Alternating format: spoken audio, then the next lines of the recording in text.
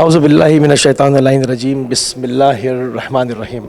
جی ناظرین، اس وقت اربعین کی خصوصی ٹرانسمیشن کا سلسلہ آپ کی خدمت میں جاری و ساری ہے، اور اس وقت ہم ایک بہت ہی ایکسکلوزیو قسم کی فوٹیج کے ساتھ، ایک انٹرویو کے ساتھ آپ کی خدمت میں حاضر ہیں۔ ہمارے ساتھ موجود ہیں سیدہ سارہ بطول، اور ان کے ساتھ ایک معجزہ رونما ہوا کووڈ کے زمانے میں، جس وقت شدید علیل تھیں، اور ان کی کلینکل ڈیتھ ڈاکٹروں نے جو ہے وہ فائنل حتمی کر دی تھی۔ تو اس کے بعد کیا ہوا، کس طرح سے ان کو ایک نئی زندگی ملی، یہ انہی سے جانتے ہیں۔ السلام علیکم سسٹر۔ جی وعلیکم السلام۔ سسٹر، ہمارے ناظرین جاننا چاہتے ہیں کہ کس طرح سے جو ہے وہ آپ کو مولا امیر المومنین نے ایک نئی زندگی بخشی، وہ سارا ماجرا کیا تھا ہمارے ناظرین کے لیے اگر آپ بیان فرما دیں۔ جی بسم اللہ الرحمن الرحیم، السلام علیکم۔ میرا نام سیدہ سارہ بطول ہے، لاہور پاکستان سے تعلق ہے میرا۔ پچھلے سال جی رمضان میں، ایک تو یہ رمضان گزرا، اس سے پچھلا رمضان 2021 میں، اس سے مجھے کووڈ ہوا تھا، اور کرونا کے دنوں میں ایک کووڈ میرا نیگیٹو ہو گیا تھا تقریباً 10 سے 12 دن کے بعد۔ اس کے بعد مجھے گھر میں شفٹ کر دیا گیا۔ ڈاکٹرز نے ویسے بولا کہ اس کے تھوڑے سے ٹیسٹ وغیرہ کروا لیں، اپنے کسی فزیشین کو چیک کروائیے گا، ایک ان کا ڈی ڈائمر جو ہے نا تھوڑا سا ہائی آ رہا ہے۔ اچھا، میں جب گھر گئی تو گھر جانے کے اگلے دن بعد ہی میری پوری لیفٹ سائڈ پہ پین، جو لائن میں پین سٹارٹ ہو گئی۔ تو ہمارا وہاں پہ مقامی ہاسپٹل ہے، نیشنل ہاسپٹل DHA میں، اس ہاسپٹل میں ہم لوگ گئے لے کے مجھے، تو ڈاکٹرز نے کہا جی سے کافی سویر جو ہے نا کارڈیک اریسٹ ہوا ہے، اور اس کو اینجیوگرافی وغیرہ بھی کرنے پڑے گی۔ اچھا، انہیں ٹیسٹوں کے دوران جب میرا وہ اینجیو کے لیے مجھے لے جانے لگے تھے، تو میرے کچھ بلڈ کے ٹیسٹ ٹھیک نہیں آئے، جس میں میرا خاص طور پہ کریٹینن لیول جو تھا وہ کافی ہائی آیا۔ تو ڈاکٹرز نے کہا جی ہم ویٹ کرتے ہیں، پہلے اس کی کڈنیز کو ٹریٹ کریں گے، اس کے بعد پھر ہم اس کا ہارٹ کا کچھ کر سکتے ہیں۔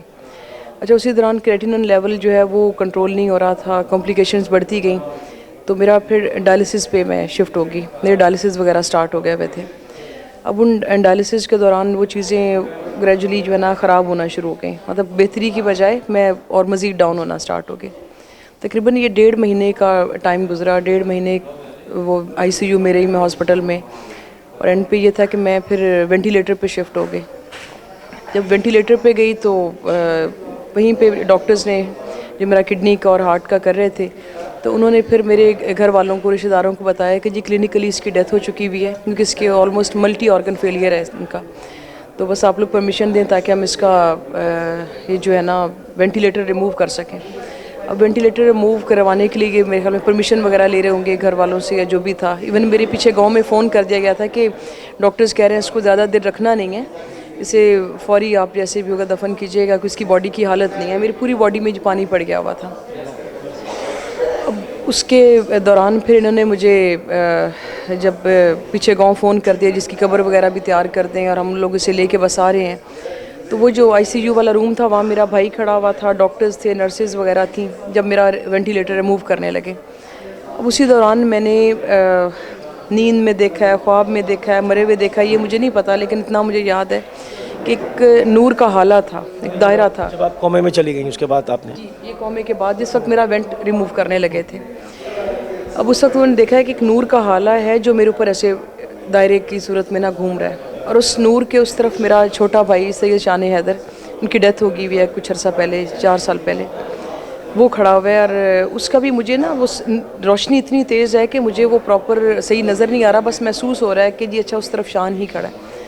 تو مجھے کہتا ہے کہ عربی میں اس نے مجھے بولا کہ کم باذن اللہ بحق امیر المومنین، پھر دوبارہ بولتا ہے کم باذن اللہ بحق امیر المومنین، اور میں حیران ہو کے دیکھ رہی ہوں کہ یہ سب کیا ہو رہا ہے۔ اسی دوران وہ مجھے کہتا ہے کہ تم اٹھ کے بیٹھ جاؤ، تمہیں پتہ نہیں ہے کہ مولا کائنات تشریف لے کے آئے ہیں، مولا کائنات تشریف لے کے آئے ہیں، اور انہوں نے تمہیں زندگی بخشی ہے، اور اٹھ کے بیٹھ جاؤ۔ اب بجائے اس کے کہ میں اس کی اس بات کا جواب دیتی،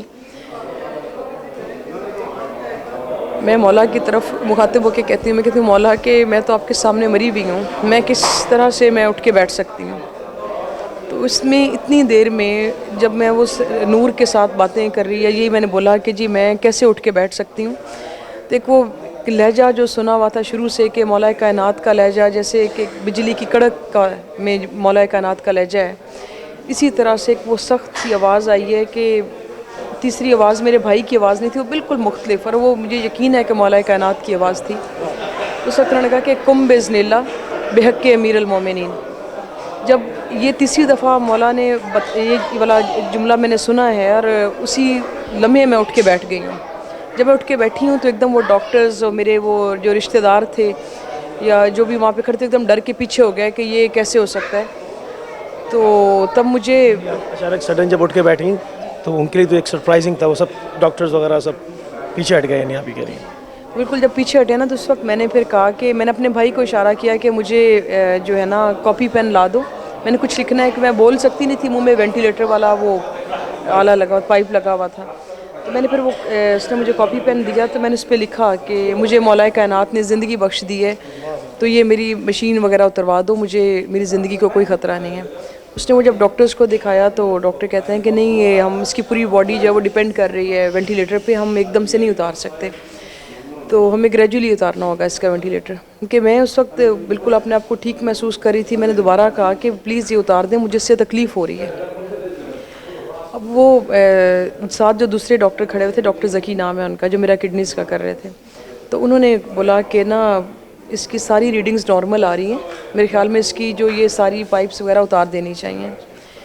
17 رمضان کو 1.5 مہینے کے بعد جی مولا نے مجھے شفا دی, زندگی دی دوبارہ. 17 کو وہ یہ واقعہ ہوا. 19 رمضان شب ضربت میں مولا کائنات کے قدموں میں تھی, 2 دن کے بعد. اس میں میرے یہاں پہ پہنچنے میں سب سے بڑا ہاتھ جو یہاں پہ سید کا تھا, اور یہاں پہ جو عملہ تھا جو میرے لیے دعائیں کر رہا تھا. لائیو میں اس وقت یہ تھا کہ میں مولا کے حرم میں میرے لیے دعائیں چل رہی تھیں سب, اور یہ لوگ شاہد بھی تھے ان سارے واقعات کے, کیونکہ ویڈیو پہ میری زیارت کروائی جاتی تھی مولا حسین کے حرم کی. تو اسی وجہ سے انہوں نے پھر مجھے وہیں پہ ایمرجنسی ویزا دیا کہ تم یہاں فوراً آؤ, اور یہاں پہ آ کے اپنا پورا معجزہ جو ہے نا وہ سب کو سناؤ. اور ساتھ ہی پھر مجھے ان کی سید کی طرف سے وہ تحیات جو ہے وہ جی, یہ اس میں ہیں مینجمنٹ کے ہی ہیں لوگ جی, ان میں انڈر تو سید علی سستانی کے آتے ہیں یہ سارے, اور پھر سید سعد الدین ہاشم ہے, تو ان لوگوں نے بیسیکلی مجھے کروایا تھا. تو اس میں انہوں نے مجھے تحیات ویزا دیا یہاں کا, اور اس کے علاوہ حرم میں میری نوکری ہے, ورنہ کوئی بھی یہاں پہ حرم میں فارنر کوئی جاب نہیں کر سکتا. میں واحد فارنر ہوں جن کو ان کے کہنے پہ یہاں پہ جاب دی گئی ہے. ابھی بھی آتی ہوں, مطلب وہ ایک خدامہ کا کارڈ بنا ہوا ہے, جب بھی آتی ہوں آ کے جو چند لمحے ہیں وہ یہاں پہ آ کے مولا کے حرم میں نوکری وغیرہ کرتی ہوں. اب کیا میسج دیں گی جو ہمارے ناظرین اس وقت دیکھ رہے ہیں؟ بعض لوگ کے جب ہم جیسے پروگرامس وغیرہ کرتے ہیں تو لوگ فون کرتے ہیں, ہم ہمیشہ یہ کہتے ہیں کہ حاجت بیان نہیں کرنی ہے, وہ سب ان کو سب پتہ ہے, خدا جانتا ہے, اور صرف اہل بیت کا واسطہ دیں, مولا حسین کا واسطہ دیں. تو بہت سارے لوگ ہیں اس وقت بھی دیکھ رہے ہوں گے, ہر انسان کے پاس حاجتیں, ان کے لیے ان کی دل کی ڈھارس کے لیے کوئی میسج؟ بالکل میسج ہے جی. ہمارے کچھ جو ہم کمزور ایمان کے لوگ ہیں جی, ہمیں ایک لمحے کے لیے کوئی چیز نہیں ملی تو ہم در بدر وہ کہتے ہیں نا کہ ہم اپنا ٹریک چینج کرنا شروع ہو جاتے ہیں. حقیقت یہ ہے کہ ان کی ٹھوکر میں کائنات کو رکھ دیا گیا. جس طرح انہوں نے اس کی ذات کو منوانے کے لیے قربانیاں دی ہیں, اسی طرح سے پھر اس کی ذات نے ان کے اختیار میں سب کچھ دے دیا. اب یہ میرا ایک واقعہ, اور ایسے کئی لوگوں کے ساتھ یہ واقعات ہوئے ہیں کہ کسی کو زندگی عطا ہوگی, کسی کو شفا عطا ہوگی, تو یہ کون دے رہا ہے؟ آج جا کے ہم جب مانگ ہی ان سے رہے ہیں تو اس کا مطلب عطا بھی یہی کر رہے ہیں. اچھا, آپ ایک چیز اور ذکر کر رہی تھیں ابھی انٹرویو سے پہلے والی بات ہوئی کہ پیس میکر کا آپ بتا رہی تھیں, میں چاہوں وہ بھی ایڈ کریں اس میں.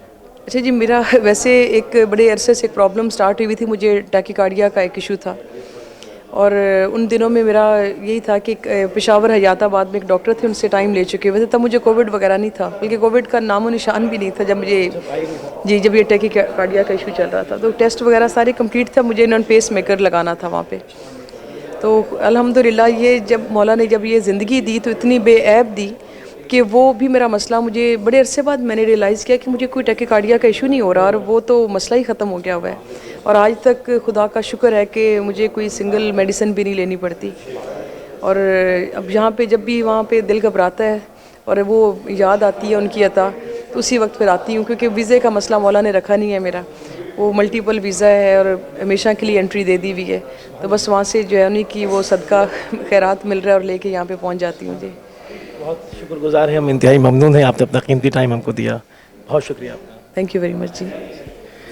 جی ناظرین، آپ نے دیکھا اور ہماری سسٹر کی گفتگو آپ نے سماعت فرمائی کہ اہل بیت علیہ السلام کے اختیارات پروردگار نے جو ان کو ولایت تکمیلی سے نوازا ہے، اس میں جو تصرف ہے وہ کس طرح وہ جب چاہتے ہیں اپنے چاہنے والوں کو، اپنے ماننے والوں کو، اور کسی بھی مصیبت کے حامل شخص کو جب چاہتے ہیں سیکنڈوں کے اندر اس کی پوری حیات کو تبدیل کر دیتے ہیں۔ ہمارا ایک چھوٹا سا یہ ایک انٹرویو تھا، مگر میرے خیال میں یہ ایک پرنور اور بہت ہی ایمان افروز گفتگو جو ہماری بہن کے ساتھ ہوئی، جب یہ تمام طرف نشر ہوگا انشاءاللہ، جو آپ دیکھیں گے اس کو، تو اس سے ایک ایمان میں ایک طاقت، ایک قوی پن جو ہے وہ انشاءاللہ ضرور جو ہے وہ آپ محسوس کریں گے۔